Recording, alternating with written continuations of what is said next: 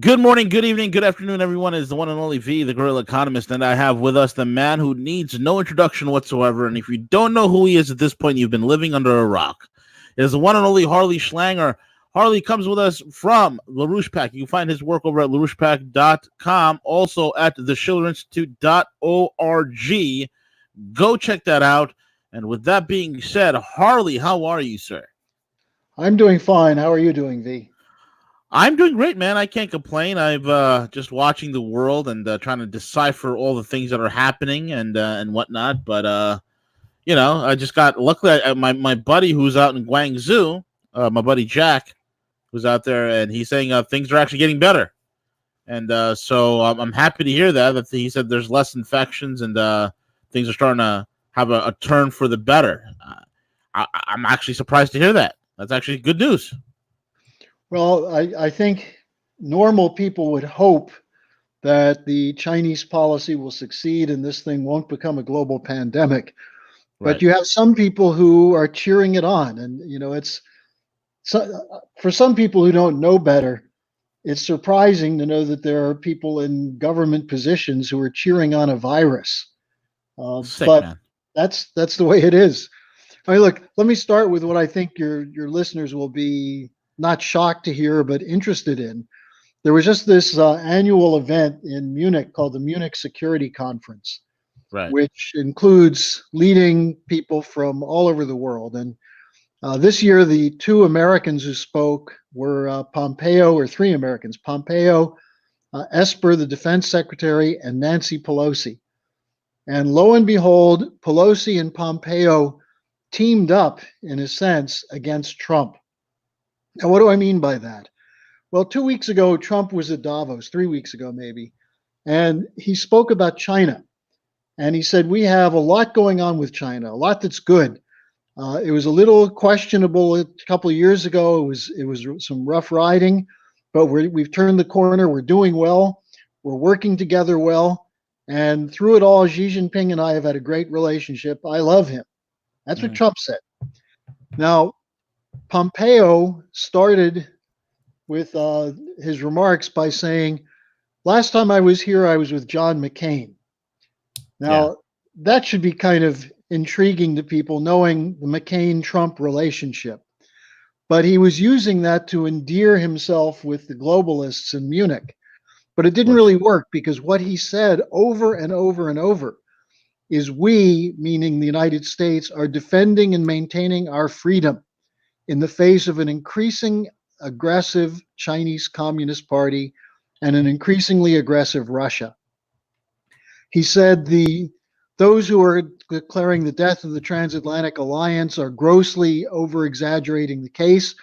The West is winning, which he said about 6 times in his speech. Now, then he went in and said, why does the West win? Well, because we believe in sovereignty. We don't interfere in other nations' elections. Now, when he said that, the audience started laughing because they know, But look, this guy's got what alternate universe is he living in? well, look at Venezuela, look at Bolivia. In some cases, we don't interfere with elections. We just overthrow the governments after they win the elections. Sure. Then he said, assaults on sovereignty destabilize nations. Assaults on Oh my God. sovereignty are assaults on the very freedom that anchors the Western ideal. Well, what about the assaults on sovereignty in Iraq, in Libya, in Syria, which were conducted under Bush and Obama? Now, the problem is Pompeo is now targeting Russia and China. Yeah. He said that Russia and China are the two imperial powers in the world. And someone asked him in the Q&A, how many nations does Russia have bases, military bases in? How many nations does China have military bases in? And in Russia, he said, well, in Belarus and also in Ukraine and also in Syria.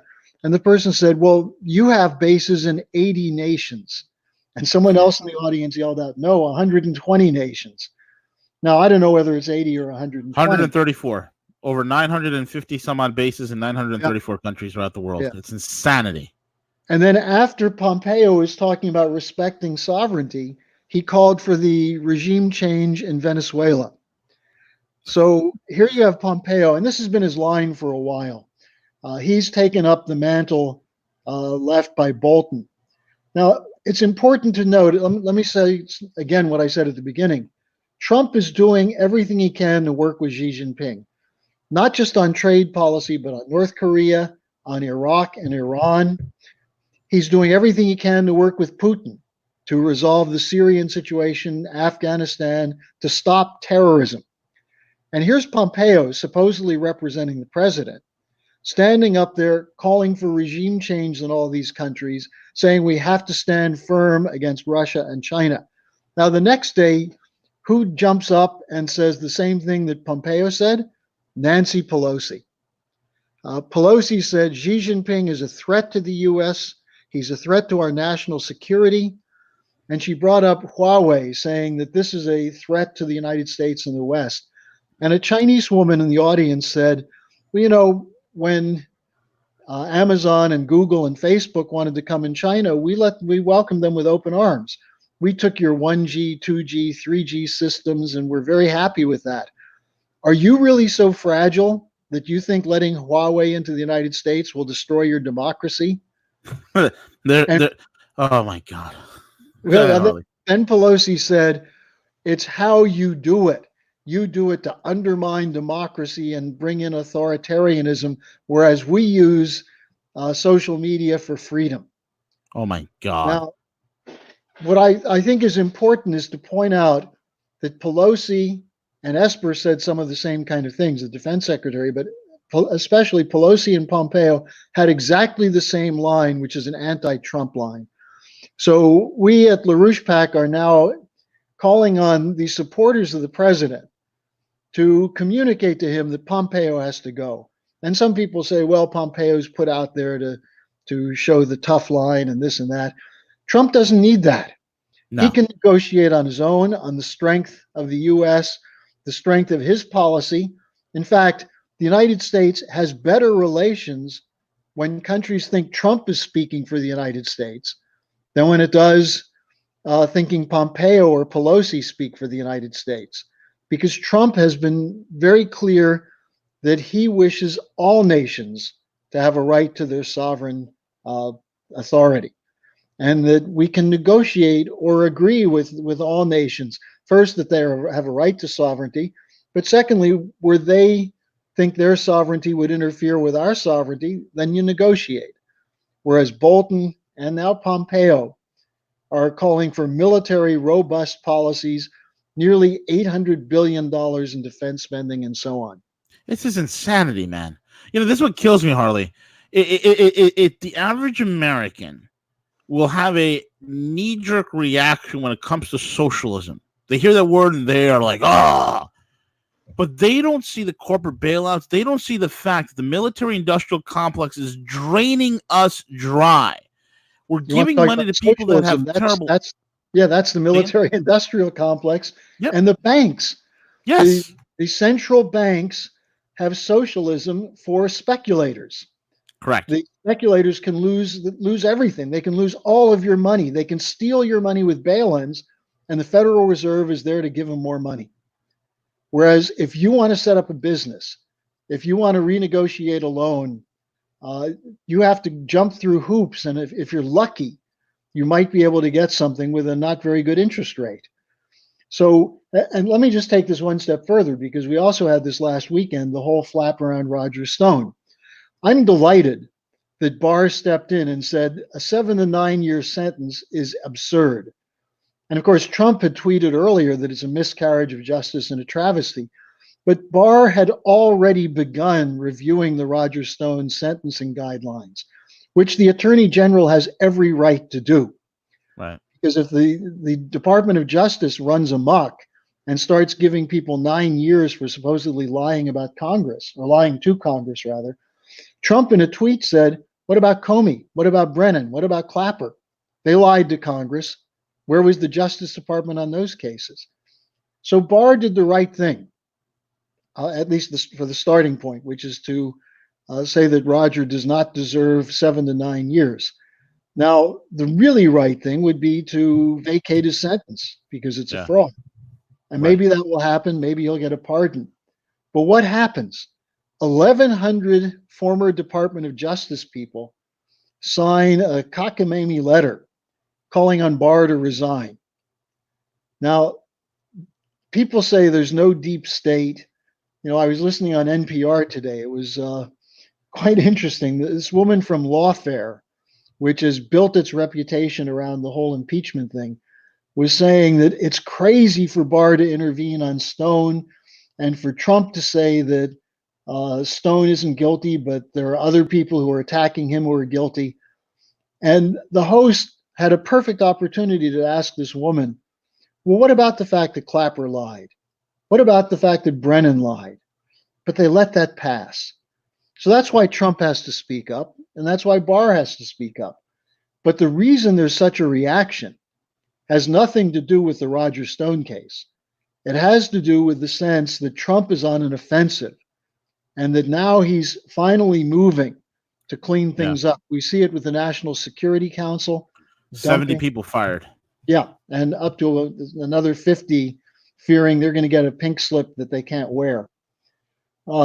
You have, on top of that, you have the moves with the Stone case. You have Barr saying he's going to review the Flynn case. They're now talking about why has nothing been said about Joseph Mifsud? What about the FISA court? So all of these things are pending. Right. So these 1,100 Justice Department former officials, these pompous, arrogant fools, are actually trying to position themselves between Trump and the corrupt practitioners who tried to run a coup against the president. So, I'm very happy to see this motion. I think there are two things that have to be done. One is that you have to make sure that the Barr-Durham process does follow through, and that the people who ran Russiagate, the FISA court operations, used the Christopher Steele report, and so on, that these people face justice. That's urgent. But secondly, you have to get at who's behind the coup. And that's why it's so important that Pompeo be taken on. Because what Pompeo represents is the kind of phony Christian who believes that by bringing on a global nuclear war on behalf of Israel, defending Israel, that will somehow bring the return of Jesus. And when Jesus returns, Pompeo, the colonel with his Colonel Blimp body, will go straight to heaven. Of course. So what you've got Blessed is, are the warheads, for they That's right. shall inherit nothing. So you've got these characters who are speaking in the name of the United States, creating enemies all over the world. And the president has made clear that he has a different view. Now he's got to follow through. And his supporters shouldn't be sitting there carping about it hasn't been done yet, or saying, trust the plan. You want a plan? Go out and make it. Follow it through. Right. There's nothing that's predestined that's going to happen. It's the activity of a handful of people. In this case, people like Trey Gowdy, Devin Nunes, what Trump himself is doing, what Barr is doing. And I would say what handfuls of people like you, V, are doing. I think what we've done at LaRouche PAC, we have spent the last 3 years detailing the fraud and corruption. If there's anybody that has an enhanced reputation from Russiagate, it's people like Bill Binney, like Larry Johnson and the VIPs, but it's also LaRouche PAC. It's our organization. And so I'm not saying this to brag. I'm saying take what we're saying and move with it. And while you're at it, don't stop at Pompeo. We've got to clean up the Federal Reserve System, and I don't think it can be cleaned up. I think it has to be shut down or taken over. Well, the lady that he's picking for the next chair, I mean, she's a big gold standard advocate. Yeah, but they're gonna withdraw her name because there's so much opposition. Right. And where's the opposition coming from? It's coming from the money center banks. You think the average American is calling up saying Judy Shelton's no good, she shouldn't be on the Fed? No, it's the bankers who are going in and hammering on the heads of the senators and congressmen. And that's who they listen to. V, this brings up a very important point. Trump has done most of this without much support from the Congress. He did get support from the Congress against the articles of impeachment. Why? Because the Republicans saw him go out into the districts and rally the population to a fevered pitch. And they realized that if they voted against Trump, they could get primaried by a pro-Trump guy, and Trump can go into their district and knock them out. So the Republicans stayed with him on the impeachment. Right. However, on the anti-Russia, anti-China policy, they're in bed with the war party Democrats. On the financial system, they're in bed with the private bankers who want their system bailed out while the physical economy is shut down. And so we have to define a whole new agenda, much of which was there when Trump ran in 2016. He's got to come back to that agenda: Glass-Steagall, banking separation, no bailouts and no bail-ins, full investment in developing a new platform of infrastructure for the United States. These are the things that are essential policies. And it means he's going to have to whip the Republican Party into shape while he's crushing the anti-growth Green New Deal lunatics in the Democratic Party. So I would say, if you look at something like the Munich Security Conference, you see that the world is hoping America will do what Trump wants to do. Now, let me just say one other thing on that. This is really fascinating. The head of the Munich Security Conference is a guy named Wolfgang Ischinger, who used to be a top official in the Bundestag, the German parliament, in the German defense ministry. I think he was German defense minister at one point. And in general, he's lined up with NATO and the British on the Russia question, calling for sanctions, anti-China. But in the last year, he's undergone a very significant transformation. He just went to Moscow a month ago, and he came back, and in his speech, he said, look, it's time for Europe to work with Russia. We have common interests much greater than we have antagonisms. And then he said something that was even more shocking. He said the China Belt and Road Initiative is highly compatible with what we'd like to do with upgrading the European economies. And instead of bailouts, we need production. And then Ischinger shepherded through the Munich Security Conference a resolution calling for peaceful cooperation with Russia and China. Now, the Atlantic Council, which is among the leaders in the regime change coups, the anti-Russia, anti-China policy, and until recently, a home for Ischinger, they went nuts. They said, this is unacceptable. What's going on at Munich? And they actually got this taken off the Munich Security Conference website for a little while, but someone intervened and put it back up. Now, what this shows you is there's a big fight going on. And I think what I'm seeing from my contacts in Europe, and the growth of interest in my interviews in Europe now, is that the Europeans are looking at Trump and saying a second term for Trump would be something that we could not only live with, but thrive with. Right. Whereas the House of Lords in London put out a report last year saying that a second term of Trump would destroy Europe and would end the special relationship with Britain.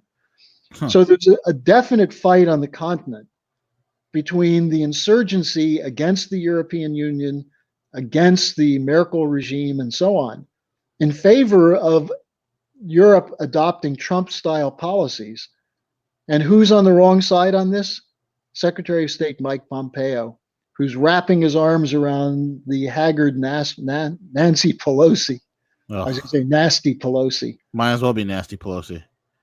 I mean, she looks as though without her daily Botox fix, her face would sink. And even that's not helping, Harley. No, I know.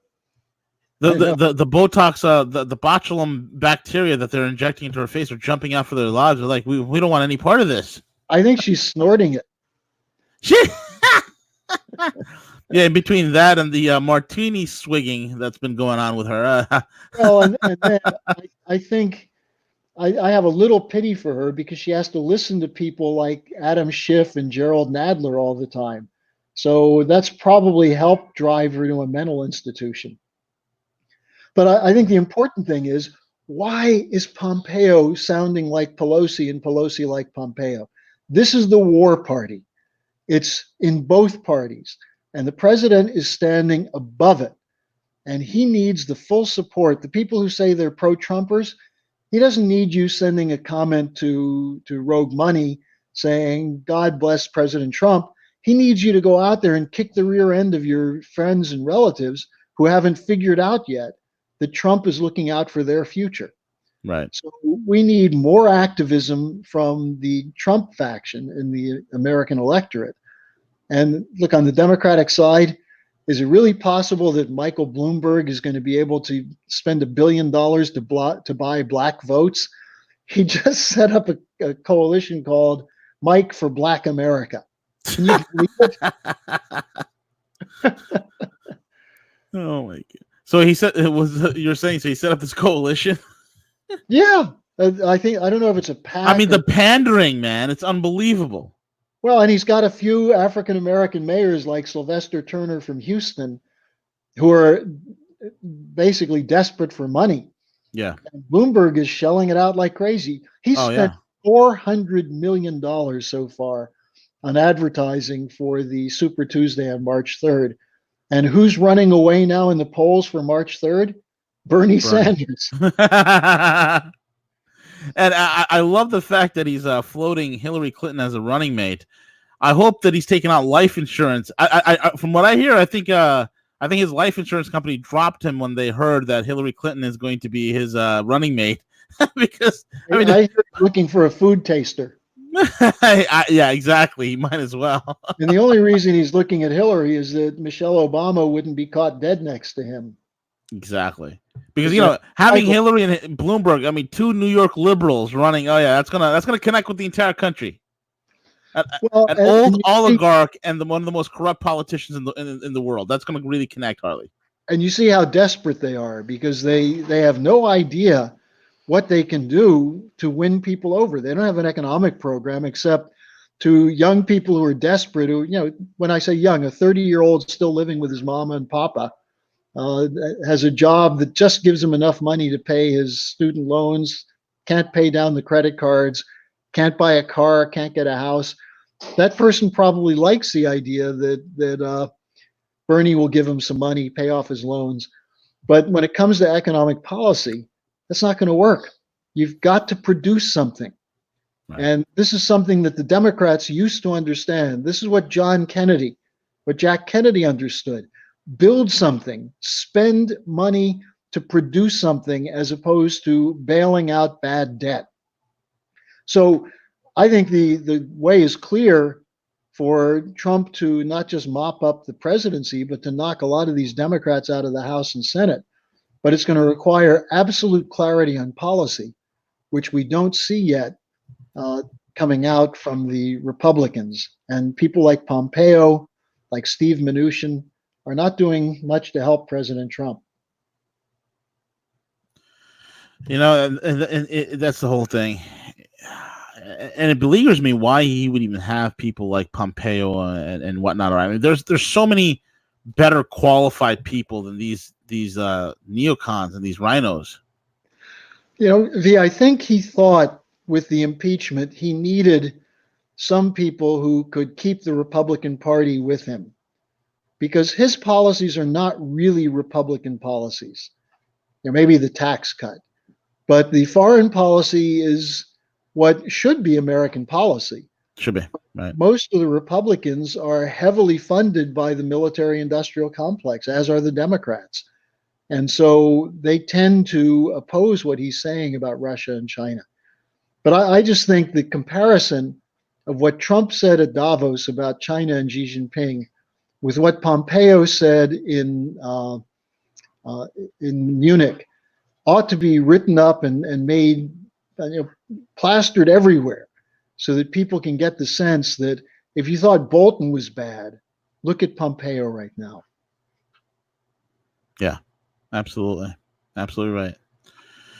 Harley, we just Janet Yellen came out from the crypt. And Yellen just mentioned that it is a good thing that the Fed can go ahead and should start purchasing stocks and corporate bonds.